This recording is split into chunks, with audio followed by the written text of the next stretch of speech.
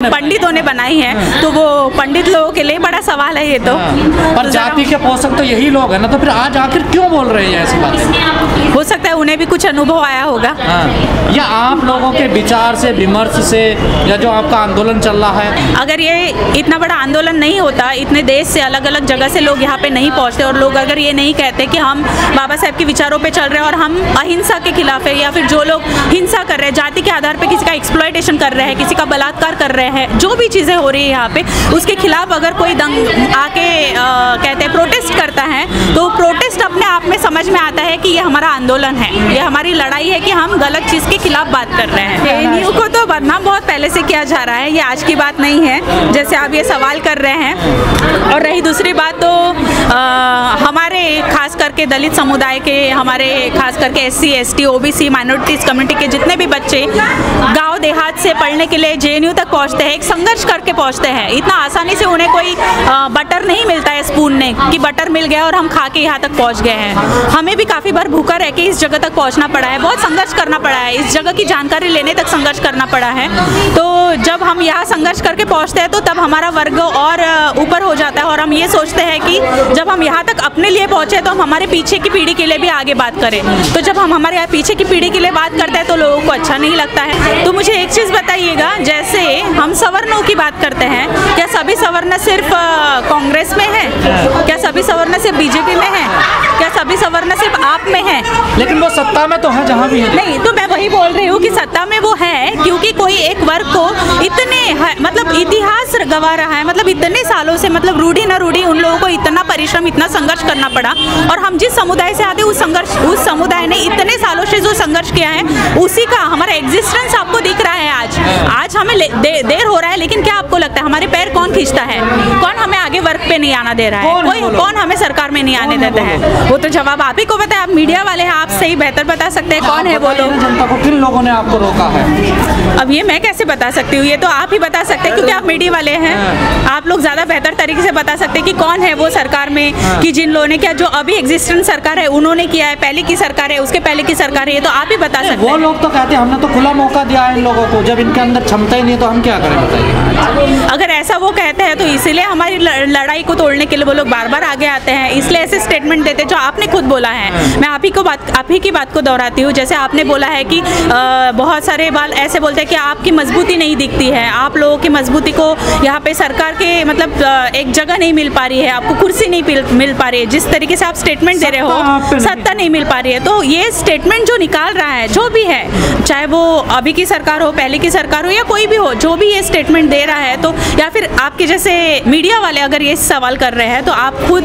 के मतलब आप लोगों को अगर ये सवाल क्रिएट हुआ है, तो मुझे पता है कि शायद आप लोगों को भी इस चीज़ का कहीं ना कहीं डर लग रहा है कि कहीं हमारी मजबूती बहुत ज़्यादा तेज़ी से बढ़ रही है, हमारे लोग बहुत तेज़ी से एकजुट हो रहे हैं, और आपको शायद इस चीज़ के लिए ही डर लग रहा है कि हमारी सत्ता बहुत जल्दी बन सकेगी। तो शायद हो सकता है महिला है, और खासकर आप जेएनयू से पढ़ी हैं, लेकिन आजकल देश में जो कथावाचक है उनका बड़ा बोलबाला, जो बाबा हैं चमत्कार भी कर रहे हैं तमाम तरह के, उन पर क्या कहना आप? अब बाबाओं के लिए क्या बोलूँ, बाबाओं के भक्त ही बोल सकते हैं अच्छे से, मैं तो उनकी भक्त हूँ नहीं। उनसे देश को नुकसान होगा, फायदा होगा, क्या होगा आखिर? ये जो बाबा आ रहे हैं आजकल, बाबाओं से देश को उनका प्रभाव बहुत बड़ा है, देखिए बहुत बड़ी भीड़ इनके साथ है।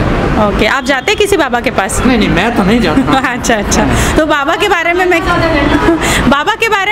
आप एजुकेट महिला, तो आपको बहुत लोग सुनेंगे उसके। जी बिल्कुल, इसीलिए मैं कह रही हूँ कि जो महिलाएं बाबा के पास जा रही है, सबसे पहले तो वो महिलाएं पूरा मतलब दिमाग खोल के जाए उनके पास, वो क्या बोल रहे हैं वो सुने भी। मैं ये बिल्कुल नहीं कह रही हूँ जो बिल्कुल जाने के लिए 100% इतना मतलब एक्साइटेड है, उन्हें लग रहा है कि मुझे तो जाना ही है उनके पास, बाबा के पास, कि क्या बोल रहे हैं, सुन के आए बाबा की बातें, और बाबा को सवाल भी करे जाके कि बाबा जो कह रहे हैं। अभी रिसेंटली हमारे नागपुर में, आपको तो पता है, एक बाबा आए थे और बाबा को वहाँ से, और उन्हें वहाँ से बहुत ही बाकायदा रातों रात गाया, चले जाना पड़ा डर के मारे या फिर खुशी के मारे, मैं नहीं जानती हूँ। तो अगर बाबा को सवाल करेंगी महिलाएं, तो बाबा को हर एक जगह से जाना पड़ेगा। बाबा कह रहे हैं जो समता की बात करते हैं, या बाबा साहब की बात करते हैं, या पेरियार या सावित्री या ज्योतिबा फुले की बात करते हैं, और जो मनुस्मृति के खिलाफ बोलते हैं या रामचरितमानस के खिलाफ बोलते हैं, वो अनपढ़ हैं, गंवार हैं।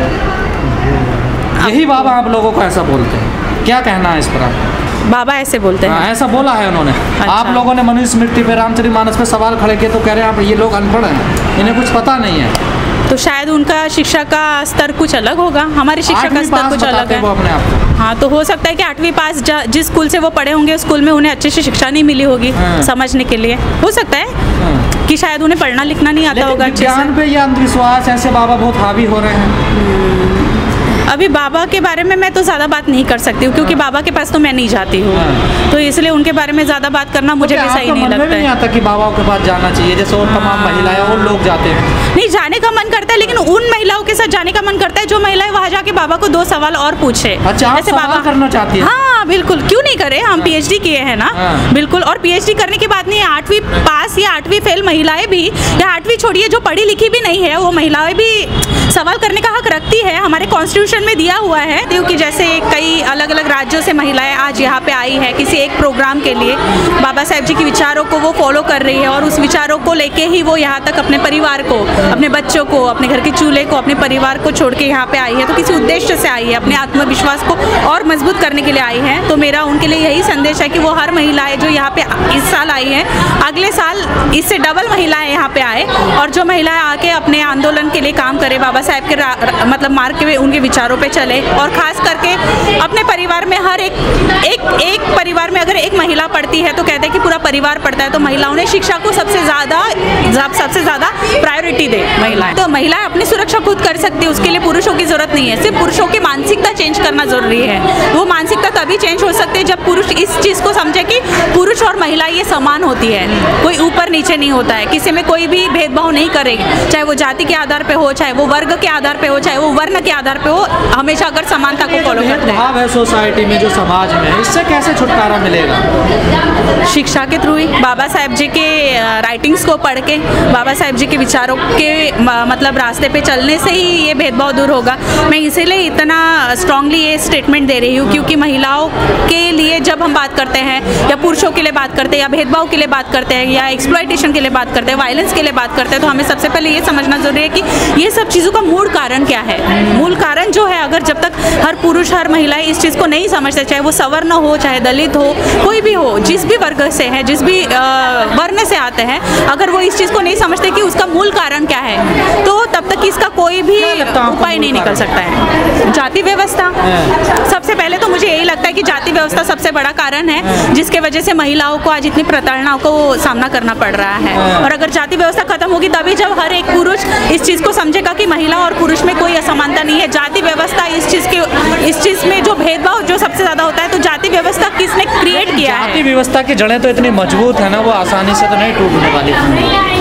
आज मुझसे शुरुआत होगी, कल आपसे शुरुआत होगी, तो जरूर टूटेगी। ये तो डिपेंड करता है ना कि हम कहाँ से शुरू कर रहे हैं। उम्मीद है आपको? बिल्कुल उम्मीद है। जाति खत्म होंगी भारत से? बिल्कुल उम्मीद है, वो तो डिपेंड करता है आपके ऊपर और मेरे ऊपर। लेकिन जो इसके ठेकेदार हैं वो तो बड़ी मजबूती से बनाए रखना चाहते हैं ना इसको। उसका उदाहरण तो आज हमारे पास ये प्रोग्राम है जहाँ पे इतनी सारी महिलाएं अलग अलग राज्य से आई है, तो आप इसी से समझ सकते हैं कि जाति व्यवस्था टूटने का या जाति व्यवस्था के खिलाफ लड़ने का संघर्ष शुरू हुआ है या नहीं हुआ है। एक तो महिला और ऊपर से दलित महिला होना, एक महिला होना और खास करके एक जाति से एक दलित महिला होना, ये सही कहा जाए तो बहुत बड़ा संघर्ष का एक बहुत बड़ा मतलब ये कह सकते हैं कि संघर्ष ही उसकी ज़िंदगी का एक होता है, उसके अलावा कुछ नहीं होता है। लेकिन आज मैं इस स्टेटमेंट को चेंज भी करना चाहती हूँ कि एक महिला होना और एक दलित महिला होना, इस चीज़ के लिए हम लोगों को इसको नकारात्मक दृष्टि से देखने से बेहतर है कि सकारात्मक दृष्टि से हम कैसे देख सकते हैं कि एक महिला हूँ लेकिन मैं अब एक दलित महिला हूँ। मुझे इस चीज़ के लिए कतई मतलब अपने आप में कोई गिल्ट नहीं है, मुझे कोई अफसोस नहीं कि मैं दलित परिवार से आती हूँ या मैं जिस समाज से आती हूँ उस समाज से उठ के मैं यहाँ पे पहुँची हूँ। मेरा नाम डॉक्टर मनीषा और मैंने JNU से PhD किया है।